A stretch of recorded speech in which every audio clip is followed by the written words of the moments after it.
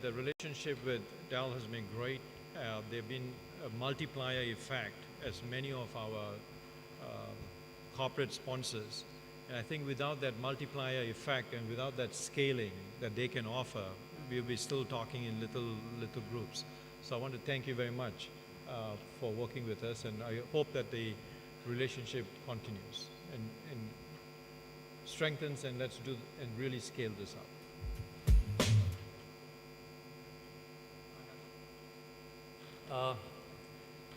Good morning, ladies and gentlemen. It's a pleasure and honor, Dr. Anantha, to partner with Unesco MGIEP.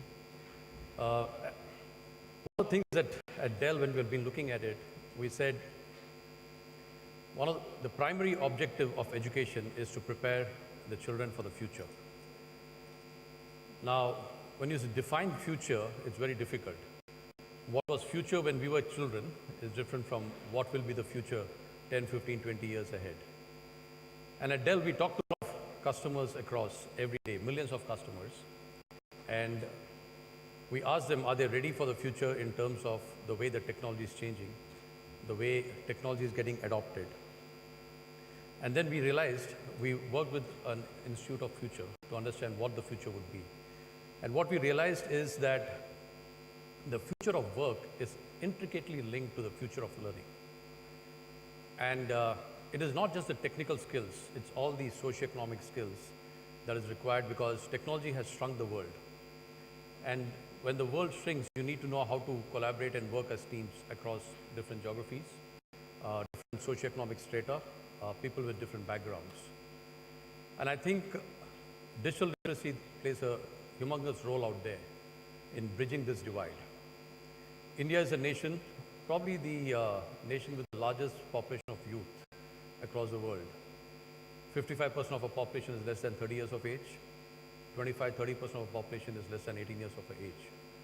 And at Dell, we believe strongly that digital literacy can not just spur the economic growth of this country, but can also bridge the divide, economic divide between the various strata in this community. And we see that as a nation, we have a healthy mix of job seekers and job creators, but we need more and more job creators. And most importantly, digital literacy cannot happen without the able support of mothers and teachers. You know, as they say in the Indian tradition, Mata, Pita, Guru, Devam, right? So the mother, and most importantly, the guru, the teacher, is the one who helps shape a child's future. So how do you encourage digital literacy without teachers being trained? We realized this in India in 2016, and we launched a program called Dell Aram, where in the last 3 years, we've been able to work with over 4,500 schools in over 80 cities, and we have trained over 80,000 teachers in the use of technology. Now, use of technology in terms of how do you impart knowledge, explaining solar eclipse. To give an example, explaining a solar eclipse on a blackboard is different from an audiovisual method of explaining a solar eclipse, which gets imprinted on the child's mind, and the child learns much faster and retains that knowledge. Today, we are happy to associate with Unesco MGIEP for taking this to the next level, where teachers who have been trained on technology will now get trained on framer space, by which they can customize solutions for individual students and accelerate their learning, where it's a fun way of getting the teachers to teach children in whatever way they can use technology. Most importantly, using games to learn technology. And this is where our partnership is so important, because we think together we can, and we are confident together we can bring a multiplier effect. So I'm delighted to be associated with this partnership, Dr. Anantha. Thank you. Thanks to you personally and to your institute for having supported us, and look forward to taking this association to the next level. Thank you.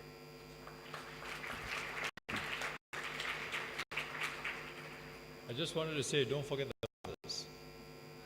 The reason very valid point. The reason when I set the sequence, I skip the fathers is, in Indian context, you typically find, especially when you go to tier 2, tier 3 cities, that the fathers get exposed to technology at their workspace, and the fact is, reality, majority of the fathers don't get enough time to spend with their children.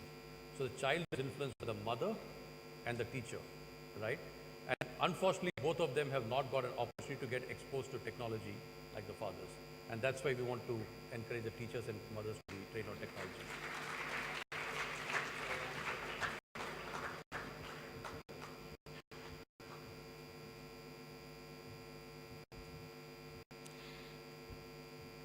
We now move ahead to a session that I'm personally eagerly awaiting for. We welcome on stage the most important stakeholder in the education system, the ones for which you and I work and organize conferences like these, but unfortunately, we miss to listen to them often. So this tech, giving them the agency that they deserve, we have the privilege to have with us 5 young students from Vishakhapatnam, joining us to a talk about the education they imagine. And to moderate the session, we have Dr. Nandini Chatterjee Singh, MGIEP's own neuroscientist and the head of Rethinking Learning team. So with a huge round of applause, please welcome our lovely students and Dr. Nandini Chatterjee Singh. This morning, brought in talk about adult supervision. At MGIEP, we are thinking of turning the tables and thinking we need child supervision. Okay? So in order to set the tone for child supervision, please join me in a huge round of applause to welcome the chief guests of Tech 2019, the young students of the future. Come on board.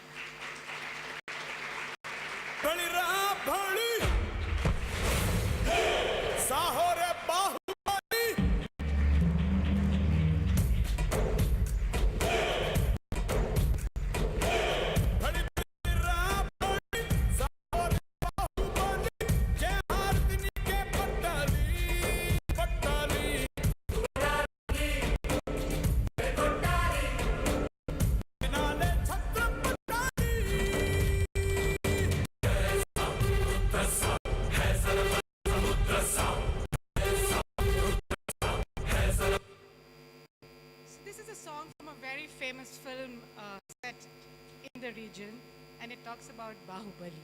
Okay? Bahubali is how it's supposed to be, but you need to go online to see what impact it made when it happened. And the idea is these are our Bahubali for the future. So the whole notion of this short discussion is to hear from the youngsters themselves, and I haven't prepped them. I met them day before yesterday for about 15 minutes, and met them a few minutes ago again when they came in for the conference, to see what they would like in education, okay? And then for us as adults, supposedly adults who know the stuff, to try and see how we can make that happen, okay? So before we start that, I'm going to go through a round of introductions so they can all tell you about where they come from and how old they are and what their names are. Go ahead.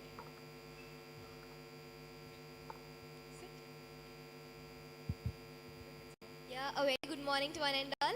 I am D. Shyamla Joyce of class 10 from Little Angel School, and I'm pleasure to stand here and being a voice of my generation, and thank you for having me here. Thank you very much. Good morning everyone. My name is M. Rudrasai. I'm 5th from Little Angel School.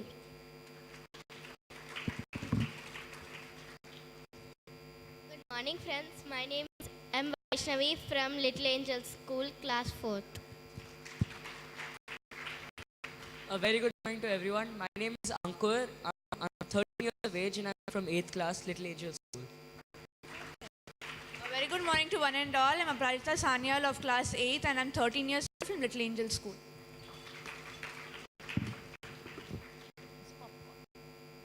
So I promised Vaishnavi there would be chips, but we have popcorn and we don't have chips. So she's making do with popcorn. Okay. So I didn't manage to get all the names and remember all of them. So I'm going to propose something so that we can refer to each other. And I'm wondering whether we can call each other by numbers, okay? So let's start. How should we number ourselves so we can refer to each other? So Vaishnavi is is 1 because she's the youngest. 2, 3, I'm 4. Who's 5? 5 and 6, okay? So that's how we're going to refer to ourselves for the purposes of this conversation. So one of the things which we were wondering if we wanted to ask them was, do you like school? So you all have microphones next to you, and you can use those to tell people about what you think about school. I like school Okay. Why do you like school? because we can learn many things in school. Okay, great. What about you? I think I really like school because it's fun to interact with students and like get a better perspective about the options that I can explore in the world. Okay. What about Joyce? Yeah, that's true. Being in school is something different from house. So house we may talk to people maybe 2, 3 or 4, like maybe elders. Okay. But of our age, we find many in our school. So yeah, we feel much more comfortable in school. Vaishnavi, what about you? Number 1? Do you like school? Why do you like school? So we can learn different things. We can learn different things. So learning is something that seems to happen at school, and everybody seems to think that there will be some level of learning that will happen in school. Okay. Let's ask number 6. Is there anything she would like to change at school? I feel school is a very good place to learn various things. It encourages teamwork, but I feel that there must be certain kind of curriculum where teachers encourage subject-related games every now and then in the classes, because learning the same lesson continuously is kind of a monotony for the students as well as the teacher. So I would really like if teachers try to promote a kind of fun way of learning where both primary and secondary students could engage and have a healthy interchange of knowledge. Okay. So I'm going to ask number 2 to say, do you agree with her? You're in a sort of younger class. Do you still want to play games then, or Yes. something else? Yes, we can have AR games in school. Plus, whiteboard would be better than a blackboard because it's more interactive. The whiteboard is a board which is digital. Plus, the teacher can write with a light pen, not a chalk piece. So what's wrong with chalk piece? Like I feel the black and white board is very plain compared to the whiteboard. Oh, so the whiteboard has different colors. Yes. Please note, colors are important to children, so we need to bring in color into our classrooms. Do you think we can arrange our classrooms differently? You pretty much probably sit in a table and a chair, and you probably sit for like 35 or 40 minutes at one time. Would you like that, or would you like that system to be changed? Do you like sitting in class for 40 minutes? No. How long would you like to sit in class? 20 minutes. So policymakers, I hope you're listening. Can we reduce the time of classes? What about you? I feel like like the traditional sitting in a bench and listening to the teachers, quite boring. And like, I mean, honestly, I don't want to sit there for 45 minutes listening to what happened 500 years ago, because it really doesn't make a difference to my life. But like, So learning needs to be contextual. Nice. Okay. Anything else? Anybody has a different point of view that you want to contribute? I think sitting 45 minutes in a same bench is so boring, so it would be nice if we could have some bench shifting so that people sit at the last. Bench shifting. Nice, nice. The other thing that I hear a lot about from schools and children talking about is exams. Okay, and we have 2 people here who are in the 10th standard or have a big exam looming up. So I think it's relative. It's important to ask them, and very relevant, is exams an issue, or are you guys like cool with exams? no, I think actually I'm in 8th. Sorry. Sorry, somebody's in 10th, no? Oh, the one who was absent is in 10th, but maybe you can speak for your generation. So like coming to exams, I think it's really important because it gives like a summary and like an overall evaluation of how we've like performed in our exams. But I think another thing that could help is like instead of having like everything depend on one exam. For example, 10 students who are now going to write their board exams. I think it's important to have like an evaluation from the beginning of the year, and everything doesn't depend on only one exam. So you have like assessments throughout the year, like periodical assessments, which will help, and that will give like a overall perspective to how they've performed the entire year, rather than depend. So when I was in school, I used to have a friend who would get bored writing an exam. And she would often leave the exam 1 hour done or 1.5 hours done. They were typically 3-hour exams. So do you think exams also get boring? Do you have to write all the time and you get bored? How about you? I feel examination should be in some other different way, not except only writing or something like that. Like maybe extra, like speaking, like they may include speaking also, like how much matter is stored in a student, and how can she or he express herself in, not even in writing, but even in speaking. So I feel that's a good way, another way for an exam also. So I hope the relevant people are all taking note of this so that we can try and make some changes. So this morning you heard John Raymer talk a lot about passion, and he wants all of us to do acts of kindness, right? I'm sure you saw that. And I saw some of you even trying that on your phone, okay? So yesterday I saw a news article which showed that one school in Ireland has actually banned homework and has insisted that children go out and do acts of kindness. Okay, which to me seemed like a great idea. The kids got out of home and they did something for somebody else. Would you like to do something like that in school too? Yes, because homework is for learning and we can learn in school. Whereas if we do kindness outside, it will help us in moral values. Okay. What besides kindness would you like to do? I think the basic core values that make up a human, like kindness, compassion, and everything that Sir said, because I think his presentation was wonderful, to be honest. And I think it's inspiring to know that there are so many things that you can do and make a better influence to other people in your life and in the society. So I think education needs to have those basic core values so then we can implement that in our life and make a better influence to everyone else. Very good adult answer, I think. Number one, do you also want to do acts of kindness or would you rather play? I'll also do acts of kindness. So within play also you will do acts of kindness. I want you to think a little beyond just using the word kindness. Can we do something more than that? We can build friendship. We can build friendship. Which is the first thing that John wanted us to do, is to make friends, which in its own self is the first way of doing acts of kindness. So now, if along similar lines, if for one day you were made the principal of your school, okay, and you had the freedom to decide what the school would do that day, what would you do? Okay, I'm going to start with number 2 and then move up, since number 2 is absolutely ready to tell us, and then move down the road as to see how you would want to change your school. I said, if I was the principal for one day, I would swap all the books for computers and all the blackboards for whiteboards. And I'll conduct 2 hours of playtime and 3 hours of library. Anantha, Duraiappah, do you want to adopt him right away? What about number 1? What would you want to change in your school? Do you want to think about it? And we'll come back to you. What would you change? If I'd want to change something in my school, I think probably encourage more field trips and because once you come to 8, 9, 10, before that it's like if you play cricket, you want to become a cricketer. If you look at a doctor, I want to become a doctor. But then once you come to 8, 9, 10th, you understand what you want to become. So in 8, 9, 10th, if the school can encourage field trips to see the options that there are to explore out there and the various professions that you can take up, that would help decide your career in the future. Okay. What about you?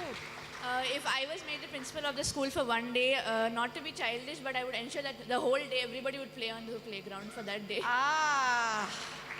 So I hope the director or the principal is sitting in the audience somewhere and can take that stand.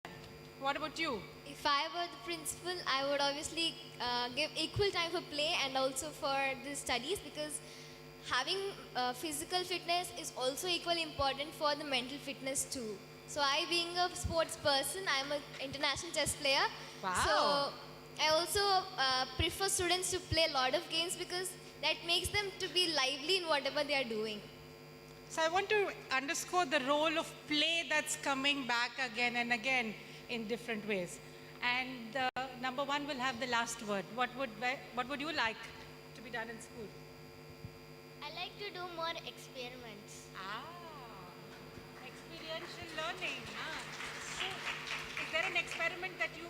have thought of when you want to do? Okay, well, think about it, and next time when you come back for tech, we'll have you describe the experiment, okay? So finally, as we wind up, I want to give these young students to leave a message for teachers and for adults out here that we want to take away, okay? And I want each one of them to say what they want the teachers to be able to do differently in classrooms, because teachers are the ones around whom classrooms center a lot. And I think all of us know what an important role teachers have played in our lives. We want to be able to get their perspective on what teachers of tomorrow need to do in their classrooms. So we'll start with you, Joyce. Yeah, talking about for teachers, like we students want the class to be much more lively than one person talking all the time. I feel it's much better to have an interactive session than one speaking and standing on one place and learning about something which is old. Like getting to know the old thing in different manner also makes us active in listening, and also we have few lessons like which has already been repeated, like we have already learned in 7th and we are learning it now right in 10th. So though we have it, if we have the lessons learning in some other different way, that would make us helpful for us to learn it. So I feel the teachers should also make us feel active and lively to participate in the class. And one more thing is that we want teachers who crack jokes, because that also, we all love it, though we mock at teachers at sometimes, but we will always wait for you to come to the class. So I want this also to be implemented by the teachers. Thank you. Very nice, thank you. Please give her a huge round of applause. Yes. I suggest that teachers not be very harsh, because some teachers are only good to the students who study very well, and some teachers are very strict with the students who are slow learners. Plus, teachers can be more friendly and innovative, sometimes bringing activities to the classroom. Great. I want teachers to be more encouraging.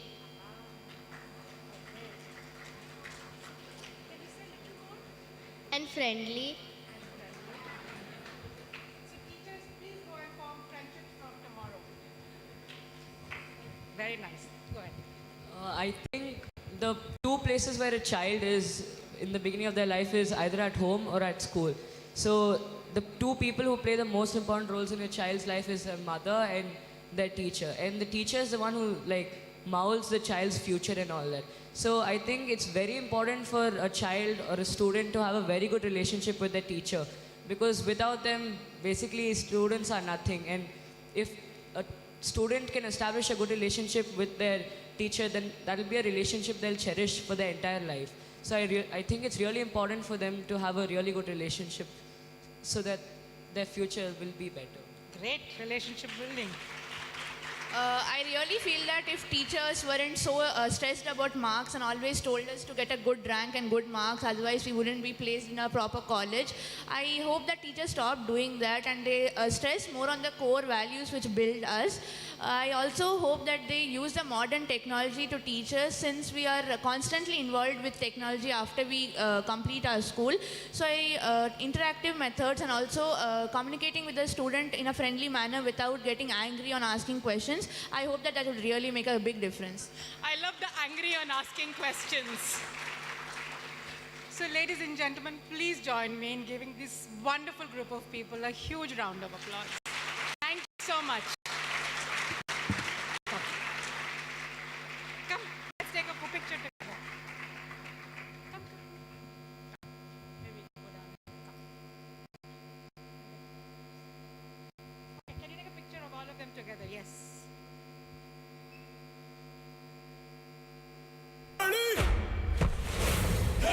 Sahore Bahubali.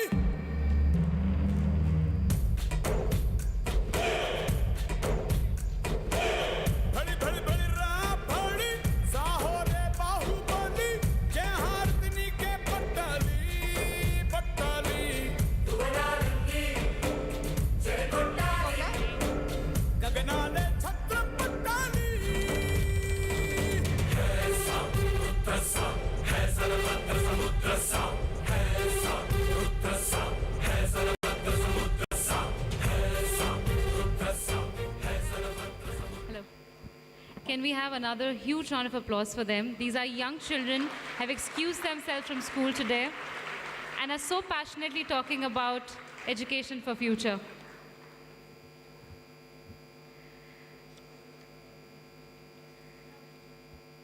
With that, we have our first keynote session for Tech 2019 on Well-Being is a Skill by Dr. Richard Davidson.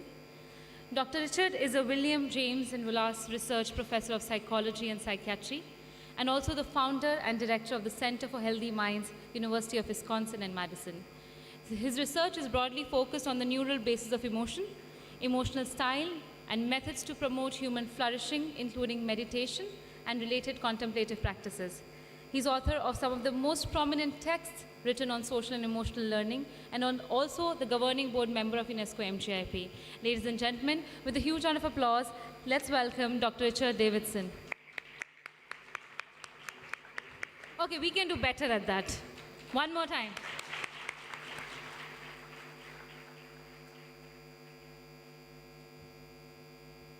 Thank you so much. It is an honor to be here. I will take this off if I can. That wasn't a good idea. Okay. It really is an honor to be here to celebrate the progress of the MGIEP. I serve on the governing board with humility and great enthusiasm because this organization is really doing some remarkable things in the world, and it's a privilege to be part of it. I'd like to share this morning in just a few minutes some new insights that are associated with one fundamental conclusion that we've been led to in our work, and that is that well-being is best regarded as a skill. It is a skill that can be cultivated. The fact of neuroplasticity is a driving force in this work. And neuroplasticity happens wittingly or unwittingly. It happens intentionally or most of the time unintentionally. Our brains are constantly being shaped by the forces around us.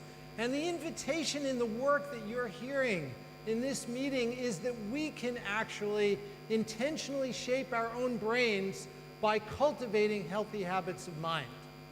And that can lead to increased well-being and also is associated with changes in the brain.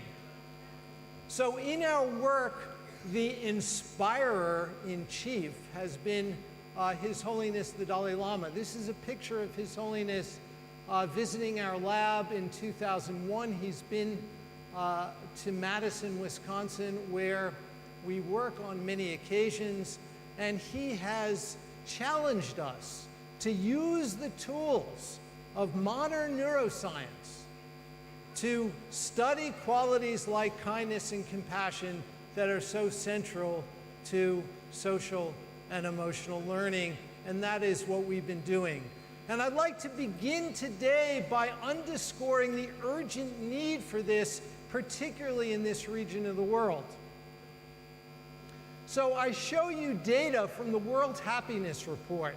This is a report that's published each year under the auspices of the United Nations. This is a rank of 132 countries on the same metric of happiness. And this is showing changes over the course of 10 years in happiness. And I want to show, with all due respect to my friends in India, I'd like to show you where India falls in this ranking of the change in happiness over the last decade. So this is countries 53 to 104, and India is 129 out of 132 countries in showing the largest declines in happiness over the last decade. And I should also say to my friends and colleagues in the United States is 112, not so far ahead, and really a challenge, and I think underscores some of the urgency of this need.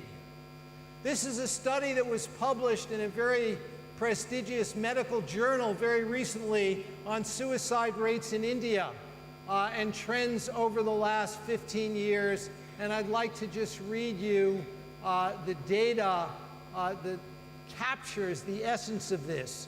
There were approximately 230,000 suicide deaths in India in 2016.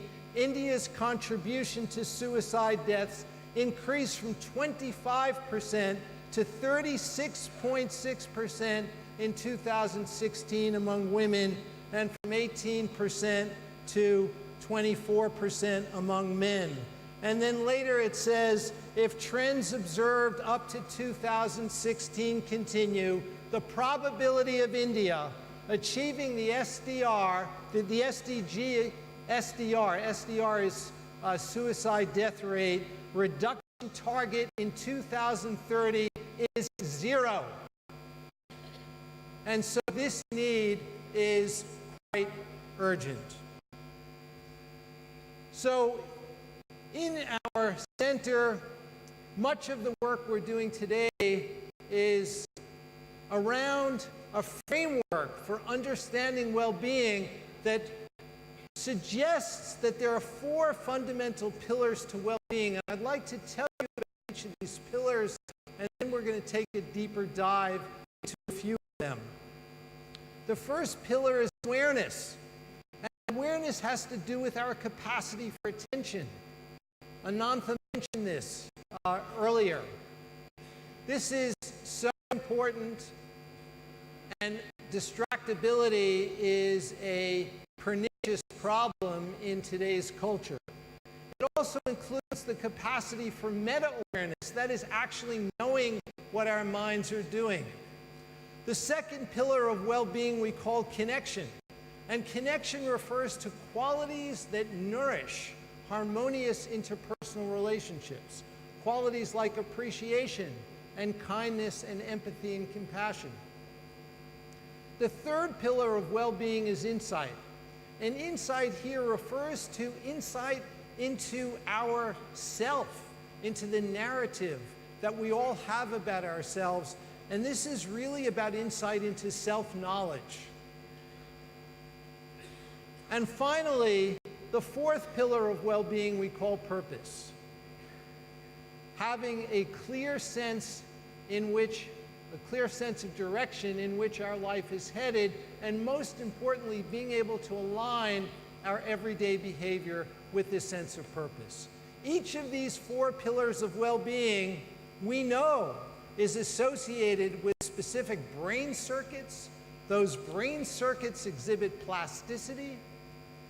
They can be changed by experience, and they can change through intentional training.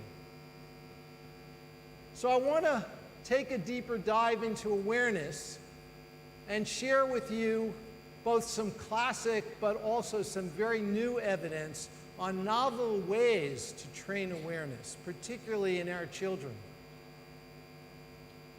So the person illustrated in this slide is William James, the father of American psychology, and William James wrote a 2-volume tome in 1890 called The Principles of Psychology, and he has a whole chapter on attention in that book.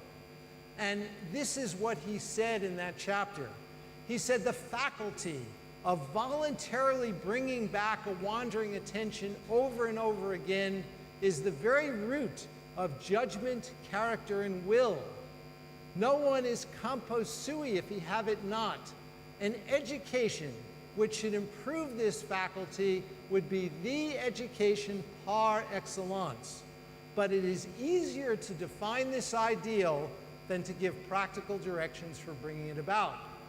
I think if William James had more connection to some of the contemplative traditions that began on the Indian subcontinent, he would have instantaneously seen that if nothing else, these offered practices that can educate attention. Now, I want to tell you briefly about a study that was published a few years ago in a very prestigious journal It was done in the United States, and it took advantage of the fact that most people carry around smartphones these days, and with participants' consent, participants were texted throughout the day, and they were asked 3 basic questions. The first question is, what are you doing right now? And the participant had to check off from a list of activities about what she or he was doing. The second question, where is your mind right now? Is it focused on what you're doing, or is it focused elsewhere? And the third question is, right at this moment, how happy or unhappy are you right now? And here's what the data show. The average American adult spends 47% of her or his waking life not paying attention to what they're doing. I'm not sure how it would be in India, probably about the same, but my strong conviction is that we could do better. And social and emotional learning offers the possibility of bringing this kind of training to our children, self-regulation. The other finding in this study was that when people were not paying attention to what they were doing, they were significantly less happy. And the title of this scientific paper was "A Wandering Mind is an Unhappy Mind. Being distracted is toxic for our well-being." So I want to now introduce you to a novel project in which we've been working, and we've finally finished analysis of these data and getting this into publication form. Over the last several years, we've developed video games for teenagers to cultivate skills of mindfulness and also skills of empathy and pro-social behavior in 2 separate games.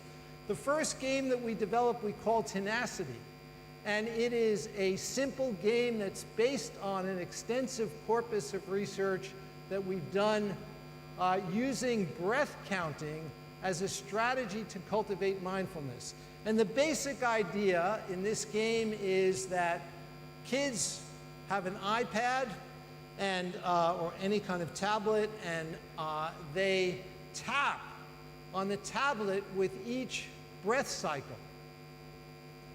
And they then are instructed to tap with 2 fingers every nth breath, say every 9th breath. And it turns out that people can easily tap with each breath, but when you ask them to tap with 2 fingers on every 9th breath, kids as well as adults make mistakes. And that is a way to begin to train mindfulness of breathing. And as participants string together more and more breath cycles that they accurately detect, the landscape populates with beautiful flowers and scenery, and that is the reward, if you will, that the child gets.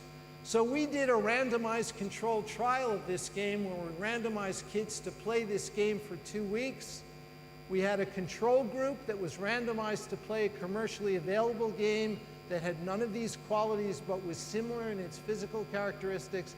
And we put the kids in the MRI scanner before and after 2 weeks of game playing to actually examine how the game can change the brain over this short period of time.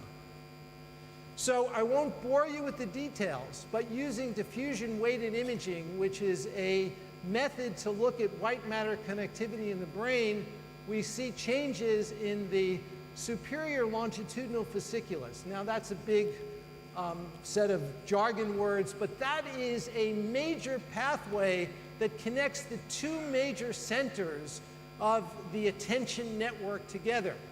And what we see is a strengthening of the connectivity between these areas, and it turns out that the strengthened connectivity predicts behavioral changes on a behavioral measure of attention that we assess before and after the 2 weeks of game playing. So these findings show that 2 weeks of game playing is sufficient to change the brain, and those changes in the brain actually predict changes in behavior. I want to move on now to connection. Connection, as I said, is about qualities that promote harmonious social relationships. And we did a study a few years ago where we randomly assigned kids to receive either 2 weeks of compassion training or 2 weeks of another kind of well-being training, where they received instructions that were derived from cognitive therapy to cognitively reappraise situations in a more positive light. They received this training online. They practiced for 30 minutes a day for 2 weeks, so it's a total of 7 hours of practice. We put these individuals in the MRI scanner again before and after 2 weeks of training to look at changes in the brain, and we also gave them a behavioral measure at the end to assess their altruistic behavior as a way to measure the behavioral consequences of compassion training. So I just explained the details here, and what we found is that after 2 weeks of compassion training, participants who received the compassion in green show increased altruistic or pro-social behavior compared to their randomly assigned counterparts who received reappraisal training. And changes in networks in the brain that we measure with MRI actually predicted the extent to which kids behaved altruistically. And so this is an important network in the brain that goes between the prefrontal cortex and an area of the brain we call the ventral striatum, which is very important for positive emotion. And the connectivity between these areas is strengthened by compassion training, and the extent to which it's strengthened actually predicts the extent to which these kids behave more pro-socially.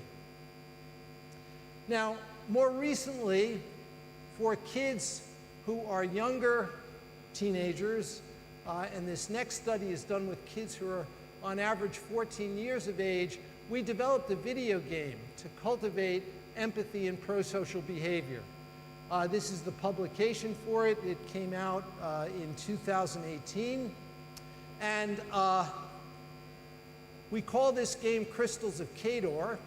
And the scenario is that kids land on this alien planet. These aliens don't speak their language, but they have very human-like facial expressions. And one of the important components of the game is that kids need to learn to assess the facial expressions of these aliens in order to respond to them cooperatively.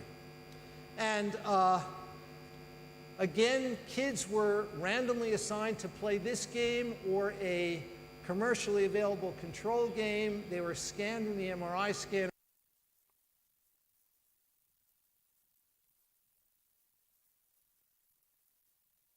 as well as on the brain.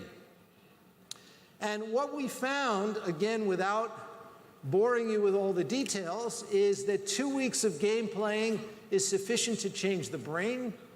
It changes circuits in the brain that are important for emotion regulation, and the extent to which those circuits are impacted influences their empathic accuracy on an objective measure of empathy that we take before and after the 2 weeks of game playing. And that's what these data show.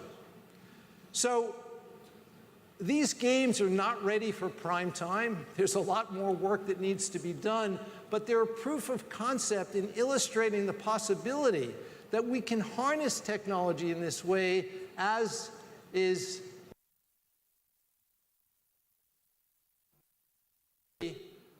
to cultivate pro-social behavior and empathy and compassion.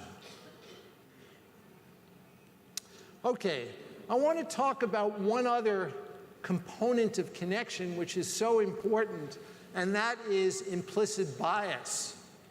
Implicit bias is bias against members of an outgroup, and this kind of bias is the kind of bias that is not conscious. It is cellular, if you will. It is deep, it gets under the skin, and it impacts the brain. In the United States today, there is a huge achievement gap between African American and white students in academic achievement. And research indicates that that achievement gap is heavily driven by what educational scholars call a disciplinary gap. The disciplinary gap is the disproportionate administration of harsh and punitive punishment toward members of racial outgroups. And it turns out that this disciplinary gap is driven primarily by implicit bias. And so we sought to evaluate whether training in compassion in teachers, and these are teachers in training who are just starting out in the teaching profession, can impact their measures of implicit bias. And these are measures that are behavioral measures, they're not questionnaire measures, and they provide a very sensitive indication of this kind of unconscious bias. And these data are data that we're super excited about because previous attempts to change implicit bias have found that while you can see reductions in implicit bias in a very transient way, it's very difficult for those changes to endure over time. And these data that we are reporting here show that implicit bias is changed not only after this intervention, but it is preserved for 6 months following the end of the intervention. So the graph, the bar graph on the right is 6 months later, and this is showing the preservation of a reduction in implicit bias 6 months after this compassion intervention. It's a mindfulness-based compassion intervention has occurred. So these data actually show the longest duration of change in implicit bias of any intervention that we know of in this group. And so we're very excited about the potential here, and we clearly see a very important role for incorporating these measures into our educational training, the training of teachers. So I want to end by just sharing with you a major initiative that is going on now in our center, where we are taking each of these 4 pillars of well-being, and we are providing systematic training that will be widely available for each of these 4 pillars, for awareness, connection, insight, and purpose. We have the strong conviction that human flourishing depends on all 4. And we shouldn't privilege just 1 or 2. That would be like going to the gym and just working out on your upper body and not on the rest of your body. In order to promote human flourishing, we need all 4. And we put this in a digital form in order to increase the possibility that this can be very widely scaled. We have a 30-day program that's available free. It's available now in the United States. It will be available in the rest of the world sometime in January. It is only available now in English, but we hope very soon to have other language versions available. In addition, we are incorporating measures of each of these 4 pillars of well-being into this program. And so not only will you be able to actually work on each of these 4 pillars of well-being, but individuals will be able to monitor their progress to see how they're doing as they are progressing. You can think of this as a Fitbit for the mind, if you will. One of the important aspirations that we hold is this, and I'll give it in an analogy. When human beings first evolved on this planet, none of us were brushing our teeth. And yet, I'll bet every person in this room brushes their teeth. This is not part of our genome. This is a learned behavior. We brush our teeth because of our understanding that this is important for our personal physical hygiene. What we're talking about here is something we believe is critical for our personal mental hygiene. And we have the conjecture that if we spent even as short a time as we spend brushing our teeth, nourishing these positive characteristics of our mind in an intentional way every day, this world would be a very different place. And so I encourage you to join us on this journey. There are many ways to cultivate well-being. One size does not fit all, but the fact of intentionally cultivating well-being is something that we believe the scientific evidence now clearly shows is possible. And so we encourage all of you to please nourish your own well-being and encourage others to do the same. So I want to end by reading a quote which really captures the essence of this. It was written by the Dalai Lama and published in a book he wrote called The Art of Happiness. He said, "The systematic training of the mind, the cultivation of happiness, the genuine inner transformation by deliberately selecting and focusing on positive mental states, challenging negative mental states, is possible because of the very structure and function of the brain. But the wiring in our brains is not static, not irrevocably fixed. Our brains are also adaptable." Thank you very much.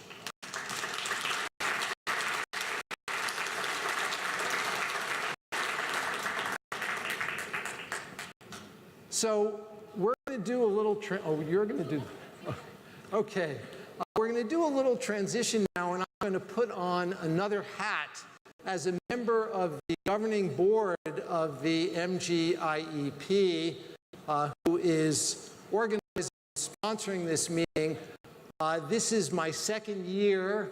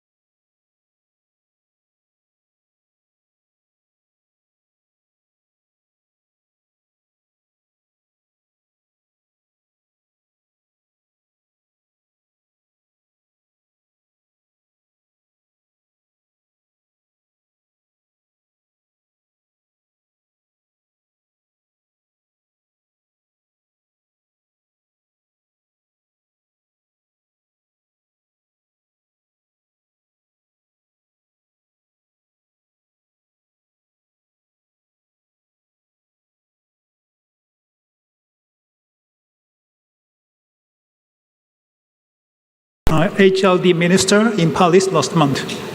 And they are now going to develop the quite challenging education assessment tool, which is called IC, standing for International Science Evidence-Based Education Assessment, which will tell us which worked and which didn't work, and what will be the future of education. Our Director General of UNESCO is serious about to figure out what is the future of education. And in Beijing, along with the Chinese government, we organized a very, very interesting conference, which is looking after education and AI.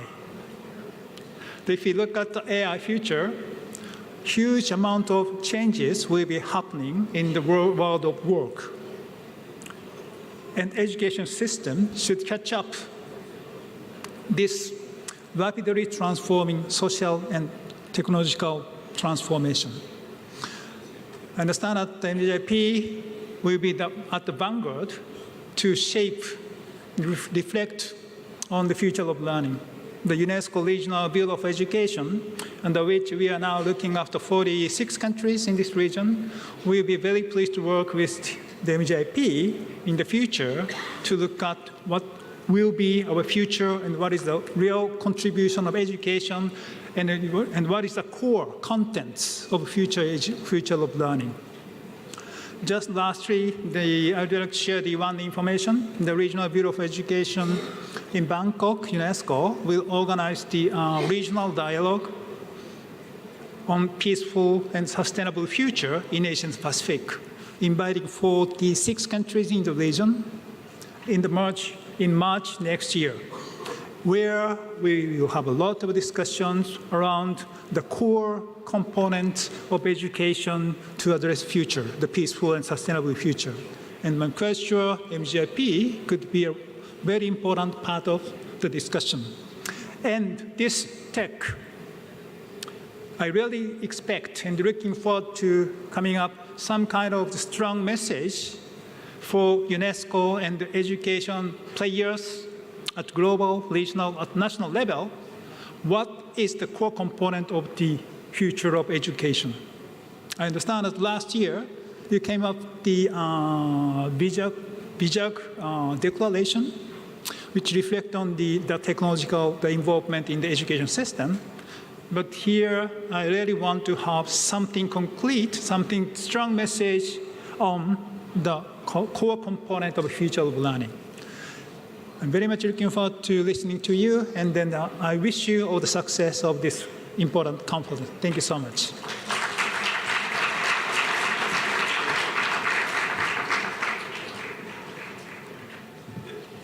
Thank you, Mr. Shigeru, for those kind, motivating words. We now invite Mr. Vinay Chand, District Collector, Vishakhapatnam, to address the gathering. Can we have a huge round of applause, people?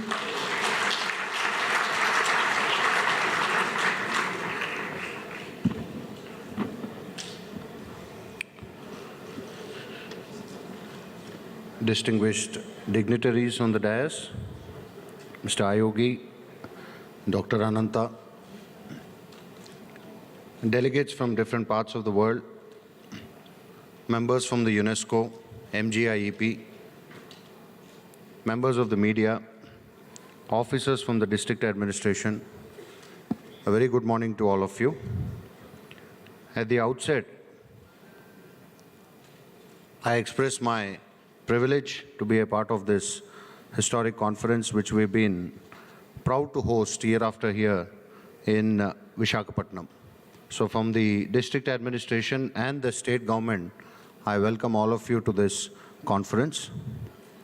The Tech 2019 is a very well-structured conference, improving year on year, taking themes which are more relevant for the education sector in the world.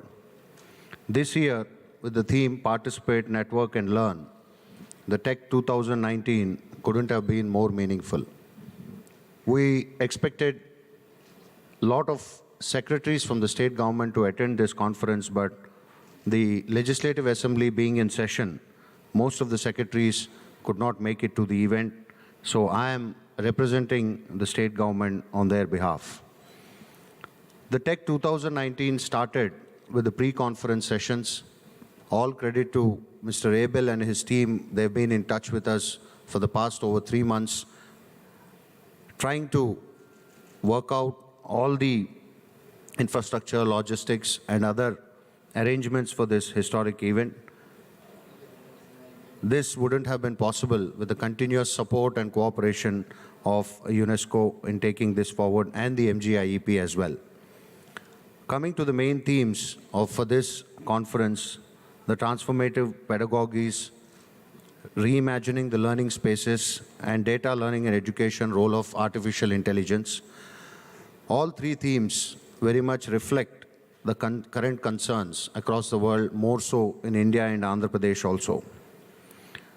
So I would not be taking much of the time, but I would dwell upon 3 important programs that the state government is embarking upon under the dynamic leadership of our Honorable Chief Minister.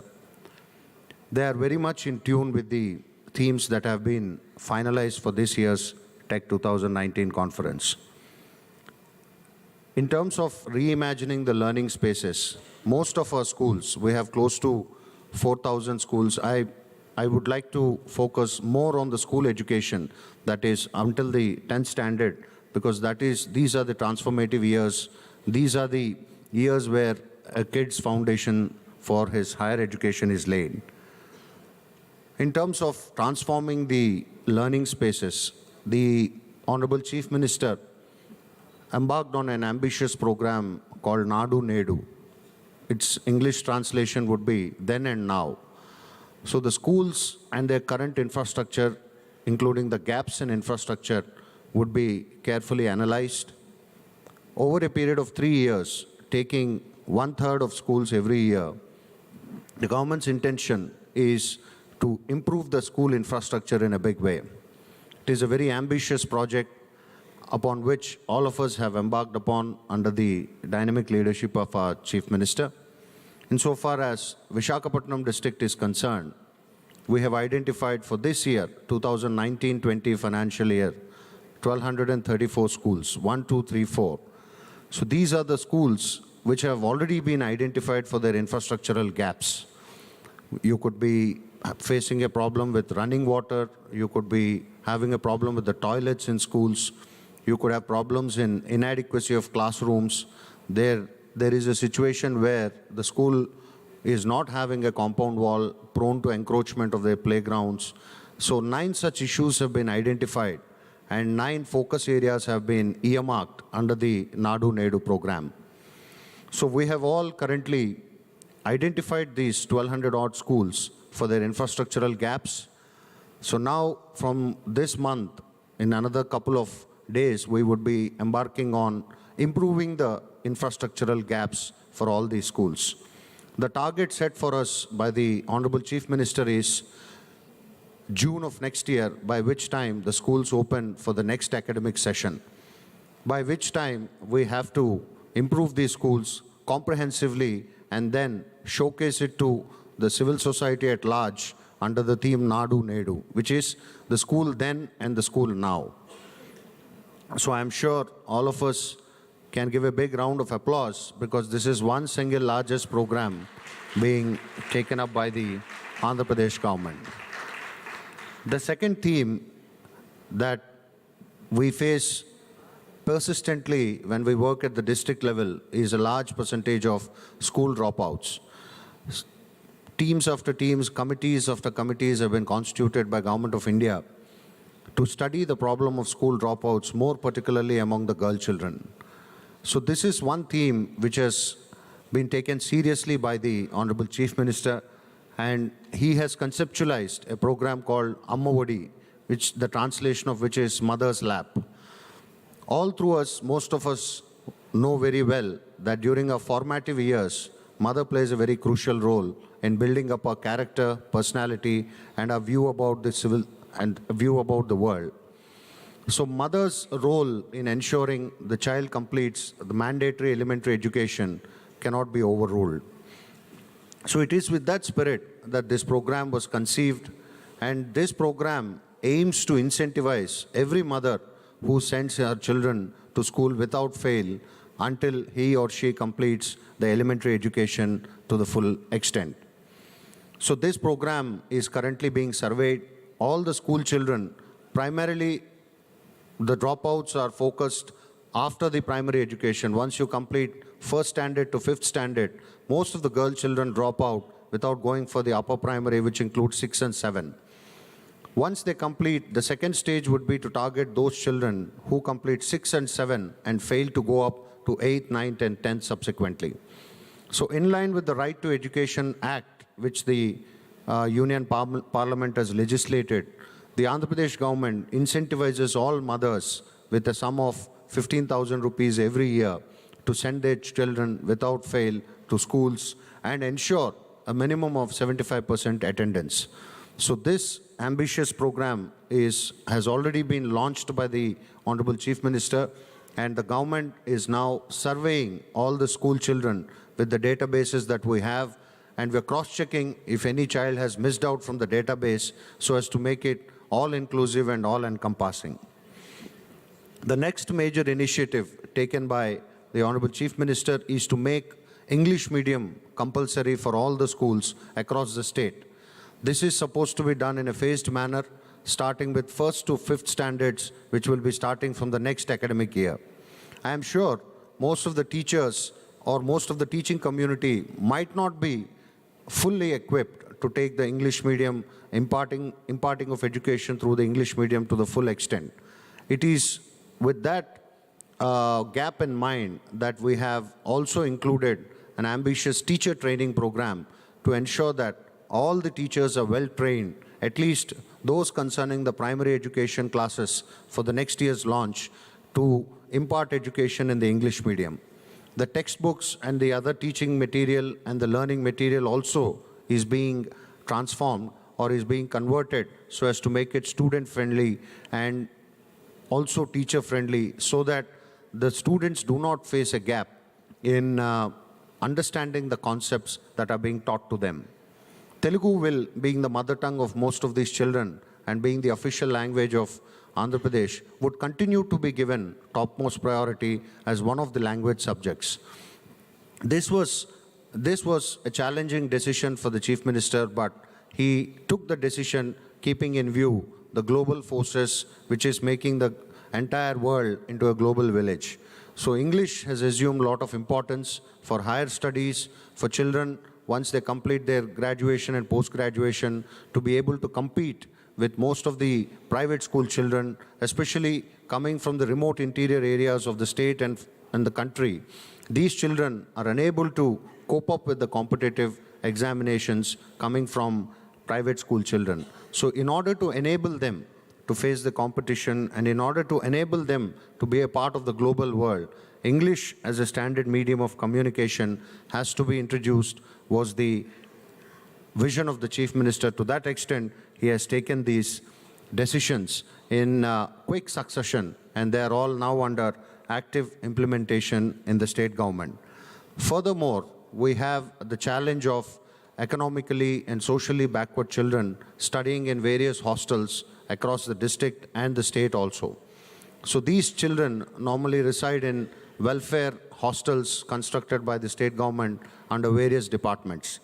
So these hostels also lack in infrastructure in many places, and it is with that intention that the Honorable Chief Minister directed all IAS officers, more so the district collectors, to halt one night in these hostels, understand the hardships being faced by children there, and thereupon improve the infrastructure for them to have a comfortable stay in the hostels and pursue their education.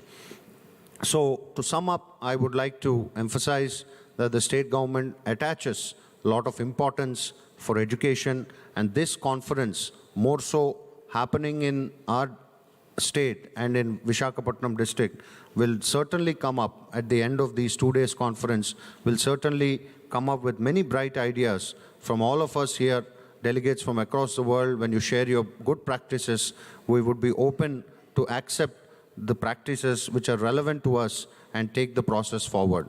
Once again, I welcome all of you to Vishakhapatnam district. The district administration feels very privileged to host this conference and would like to once again reiterate that our commitment to education and our Chief Minister's commitment to education is at the highest level. So with these initial remarks, I would like to once again thank UNESCO for hosting this conference here and putting in all efforts, and we look forward for a successful conference. Thank you, one and all.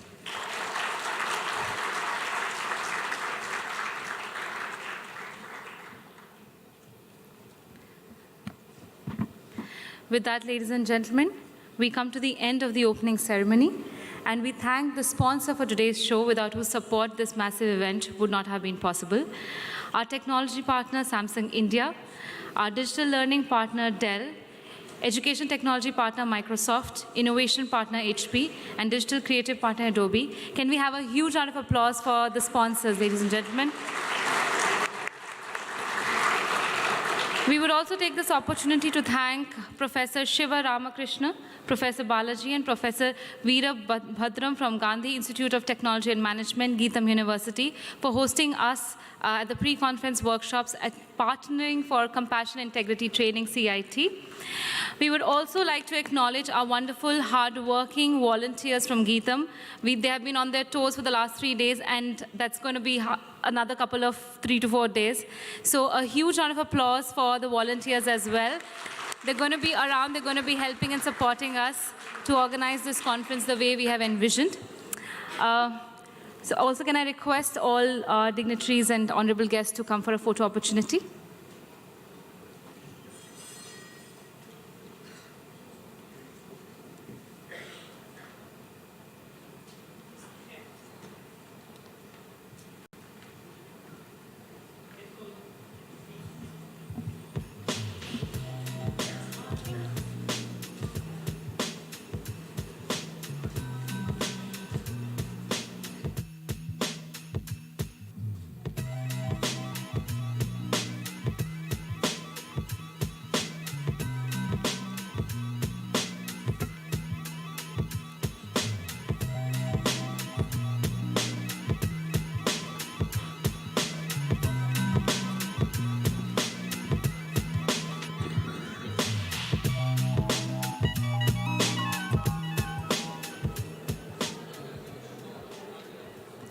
Before we head out for lunch, which is a couple of more minutes, I have another set of important announcements, actually more exciting announcements to make now. Just a second. So let me tell you, what are you in for the next 3 days? First of all, we have 3 outstanding keynote speakers, one of whom we've just met a while back, Dr. Richard Davidson. We have 33 spectacular catalytic speakers and 42 fabulous breakout presenters at Tech 2019. Ladies and gentlemen, can we all welcome them with a huge round of applause? It's been a very tough space to get in, and I'm glad that we've all been able to make up to that. To reduce your carbon footprint this time, and yet again, we are using the guidebook app. So in case you haven't downloaded it till now, I would request you to do that, because one, it keeps you updated to all the agenda and events at Tech 2019. Second, it reduces your carbon footprint. We don't want to make a lot of prints. That's a very conscious choice. And third of all, I think John Rimmer is also going to be using that for his compassion games. So that's a perfect thing that you must download. More so, keeping the tradition of 2018 alive. For people who've been with us last time, we went ahead with a different, unique style of microphones. And we said no to the general microphones that we use. But this time, we'll be calling in, yet again, the Catchbox microphone. So if you remember, there was a cube box, which was also a mic, makeshift mic, which was thrown around. And that was a lot of fun. So stay in tune for that. Also, we have the EdTech Zone with 8 exciting companies from across India and Andhra, showing us some of the innovative software solutions for teaching and learning. And to also keep you comfortably warm through the day, we have some wonderful Araku Valley coffee from Araku Coffees. And I would also like you to probably visit the Lepakshi Handicraft Emporium, which is run by women from comparatively low socioeconomic standard background, and they're supporting their families making toys. It'll be great if you can visit them and encourage them.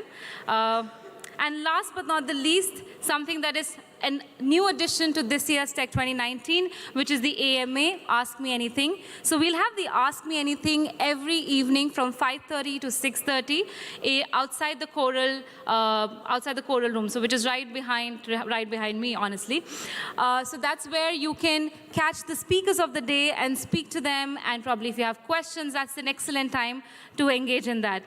So with that, I'm going to call in John Raymer, who's going to tell us what's in store again for us in the break and how can we participate in the compassion games. Okay. Thank you, John. Why don't we give a round of applause for our great host here. Thank you. All right, so the game is on. It's already happening. I encourage us to play our hearts out. That means the first mission, go up to somebody maybe you wouldn't typically approach. Befriend that person, befriend the other, build those bridges.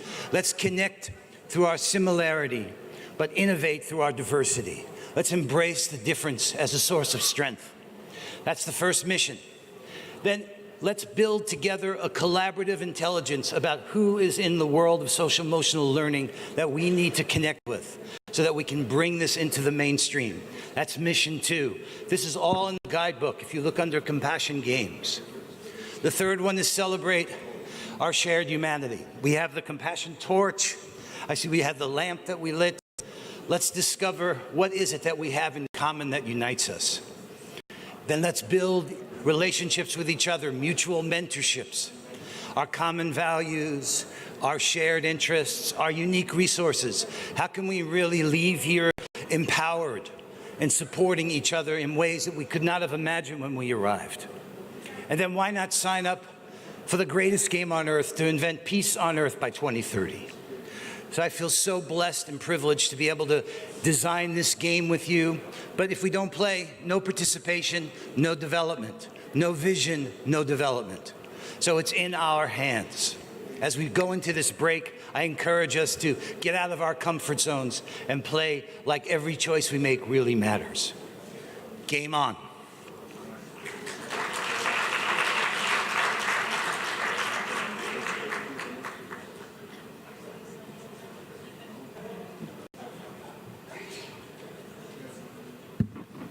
With that, ladies and gentlemen, we come to an end of the opening ceremony.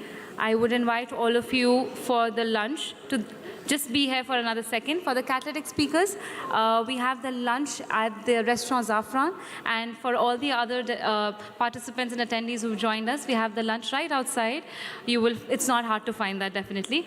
And another couple of announcements. If you're uploading pictures, if you're making videos, if you're writing posts on any of your social media channels, then please tag us by using the hashtag Tech2019. I think it's somewhere on the screen as well. Okay, that's on top. So hashtag Tech2019. Please tag us whenever you upload pictures, posts, and make videos. And also we have the e-posters, which are presented somewhere close to the registration counter. That's the e-poster section. Some of our e-poster presenters will be presenting their work every day. So we encourage you to also look at the kind of work which is happening in education and technology around the world.